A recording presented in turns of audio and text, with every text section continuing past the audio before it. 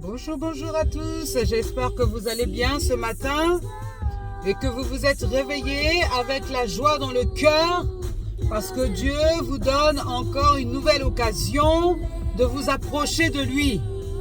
Mon sujet de méditation aujourd'hui, d'exhortation, c'est « Délivre-toi du joug de l'esclavage ».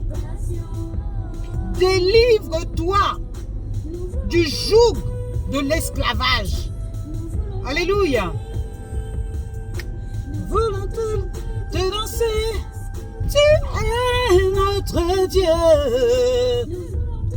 Nous voulons te louer, nous voulons t'adorer,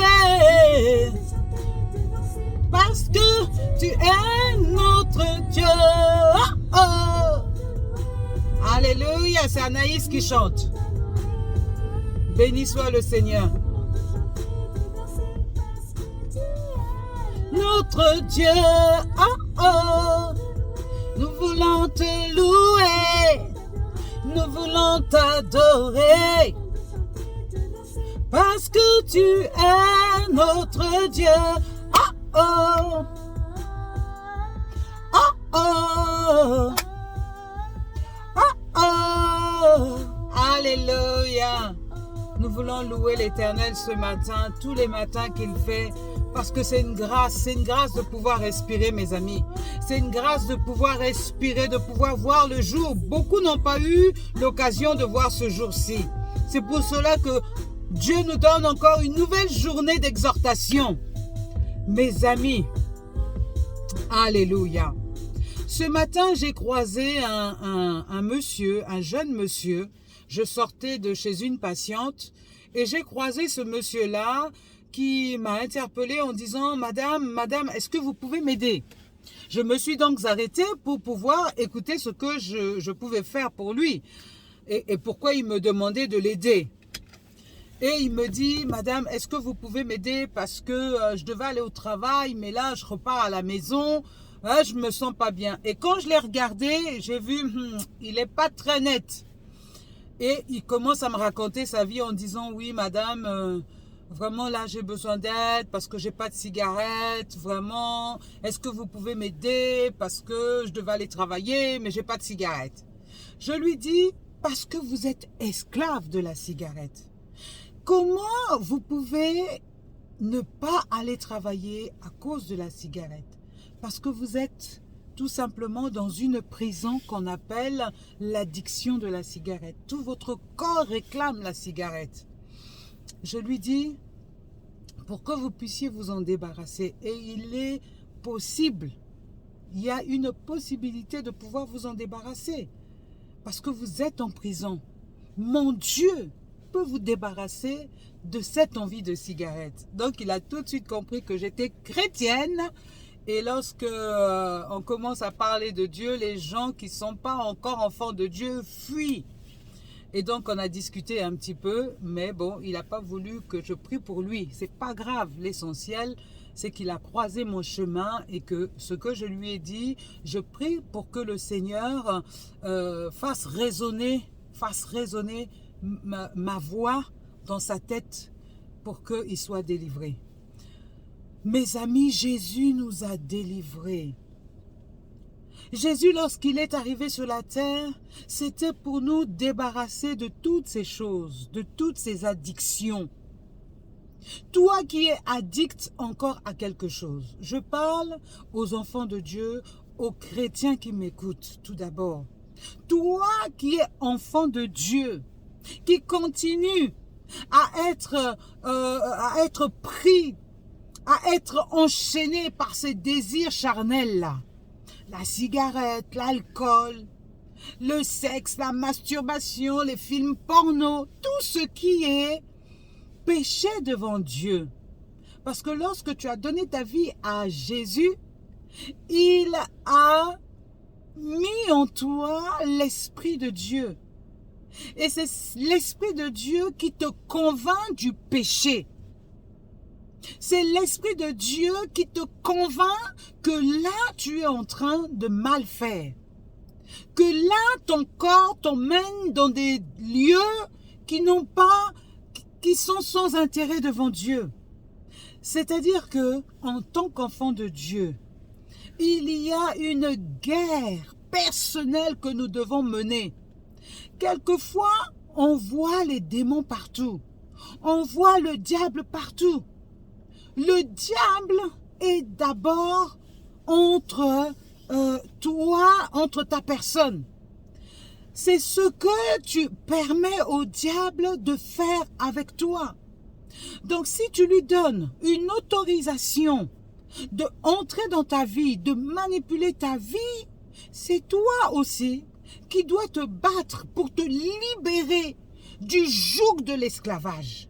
Parce que Jésus, en donnant sa vie sur la croix de Golgotha, l'œuvre de la croix, nous a arrachés du monde des ténèbres et nous a transportés dans le royaume. Dieu nous a transformés par la mort de Jésus à la croix dans le royaume du Fils de son amour. D'accord? Donc, l'esclavage de la chair, par toutes les addictions, doit être brisé au nom de Jésus. Tu dois prendre conscience que tu as un problème. Si tu ne prends pas conscience que tu as un problème, que tu es alcoolique, que tu ne peux pas faire toute une journée sans boire, tu as un problème parce que ton corps est le temple du Saint-Esprit. Est-ce que tu sais que celui qui détruit le temple de Dieu, parce que Dieu a mis en toi son esprit, lorsque tu abîmes l'habitation du Saint-Esprit, Dieu te punira. Dieu va te punir parce que tu as abîmé le temple du Saint-Esprit. Le corps que tu portes là ne t'appartient plus, mon ami. Tu as donné ta vie à Jésus. Le corps que tu portes là, c'est maintenant l'habitation du Saint-Esprit. Donc tu ne peux pas faire tout et n'importe quoi avec ton corps. Parce que le Saint-Esprit habite avec toi. Il est en toi. Lorsque tu bois, tu es en train d'asphyxier le Saint-Esprit. Lorsque tu vas faire l'impudicité, tu emmènes le Saint-Esprit dans ton impudicité. Lorsque tu voles, le Saint-Esprit, tu l'emmènes avec toi dans le vol. Lorsque tu fais tellement de choses mauvaises qui sont péchés devant Dieu, tu emmènes le Saint-Esprit avec toi. Tu vois, mon ami, l'addiction n'est pas bon. Mais il te faut prendre conscience que tu es addict. Lorsque tu prends conscience que tu es addict, c'est déjà un premier point. C'est-à-dire tu es maintenant réveillé. Que là, j'ai un problème. Lorsque tu prends conscience, que tu acceptes que tu as un problème, on peut t'aider. On peut t'aider. Mais quelqu'un qui ne prend pas conscience qu'il a un problème, on ne peut pas l'aider. Parce que il va falloir que sa volonté soit connectée avec le monde, avec Dieu, pour que Dieu le délivre. Mais si la personne refuse, dit que moi je ne suis pas malade, moi j'ai pas de problème d'alcool, j'ai pas de problème de sexe, j'ai pas de problème de vol, j'ai pas de problème de mensonge, on peut pas. On peut pas t'enlever ce que tu trouves toi ne pas être un problème. Pour qu'on puisse enlever cette chose qui est un problème, il faut que tu reconnaisses toi-même que c'est un problème. Donc première étape, c'est reconnaître que moi j'ai un problème. Deuxième étape, c'est vraiment recevoir Christ véritablement dans ta vie, saisir l'œuvre de la croix. Vois seulement maintenant ce que je te dis. Sur la croix de Golgotha, Jésus a pris ton problème. Si, quel que soit le problème, Jésus a pris ton problème. Le problème que tu as là, Jésus l'a pris et il t'a donné sa sainteté. Il t'a revêtu de sa sainteté. Donc ce problème-là, si tu le confies à Jésus, si tu pries véritablement, si tu l'abandonnes, tu demandes pardon à Jésus, parce que tu es enfant de Dieu, tu l'as accepté. Maintenant, il y a une étape supplémentaire que tu dois faire. C'est vraiment t'humilier devant Jésus. C'est lui demander pardon. Tu prends ce péché-là, tu vas le déposer devant le trône de la grâce. C'est par la foi que tu feras ces choses-là.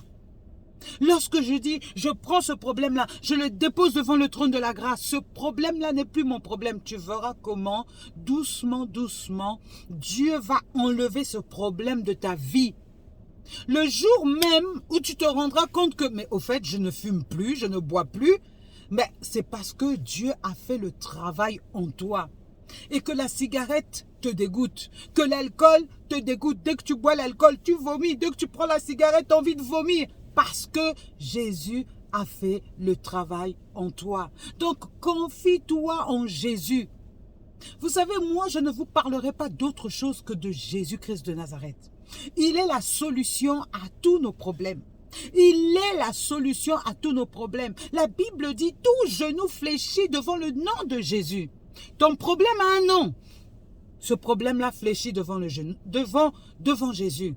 Ton problème, si ton problème a un nom, si ton problème s'appelle alcoolisme, alcoolisme fléchit genou devant le nom de Jésus. Si ton problème, c'est vagabondage, c'est calomnie, calomnie. Qui dit calomnie? Calomnie, agenouille-toi devant le nom de Jésus. Alléluia. Donc, libérons-nous, délivrons-nous de tous les jougs de l'esclavage. Nous ne sommes plus esclaves de qui que ce soit. Nous ne sommes plus esclaves de la drogue. Nous ne sommes plus esclaves de la cigarette. Nous ne sommes plus esclaves de la masturbation. Nous ne sommes plus esclaves de toutes sortes de péchés parce que Christ nous a affranchis. Alléluia. Si le Fils vous a affranchi, vous êtes réellement libre. Ce matin, je viens t'annoncer, mon ami, que tu es libre. Tu es totalement libre. Le diable vient et ment. Mais sache que Jésus t'a déjà libéré. Il t'avait libéré. Il t'avait libéré de tes péchés passés, de tes péchés présents, de tes péchés futurs. Parce que Christ a tout accompli sur la croix de Golgotha. Il a dit, tout est accompli. Alléluia. Donc sache mon ami que tu es libre de toutes sortes de péchés, de toutes sortes d'addictions, de toutes sortes de malaises, de maladies. Parce que sur la croix de Golgotha, il a porté nos maladies, nos affections, nos infirmités. Alléluia. Mon ami, ne te laisse plus abuser par qui que ce soit. Tu es libre. Jette tes cigarettes. Fais confiance en Jésus. Fais confiance en Jésus, mets Jésus à l'épreuve. Tu lui dis, oh Jésus, je t'accepte dans ma vie et je crois que tu m'as libéré. Oh Jésus, aide-moi à me séparer de ce péché-là qui m'environne chaque jour. Je le jette aujourd'hui. Ah, oh my God, il faut avoir l'audace d'être. Si tu n'as pas l'audace, mon Dieu, si tu n'as pas l'audace, mon ami, tu n'arriveras à rien faire. Dans la vie, il faut prendre des décisions et dans la vie, il faut marcher avec audace. Marche avec audace et par la foi, tu verras, ton problème sera chassé au nom de Jésus. Délivrons-nous de tous les jougs de l'esclavage. Délivre-toi de tous les jougs de l'esclavage. Tu peux le faire. Mon ami, c'est ta décision. Délivre-toi aujourd'hui. Oui, nous pouvons nous délivrer soi-même. Délivre-toi, sépare-toi de ce qui t'embête aujourd'hui au nom de Jésus. Bye oh. Bisous, bisous.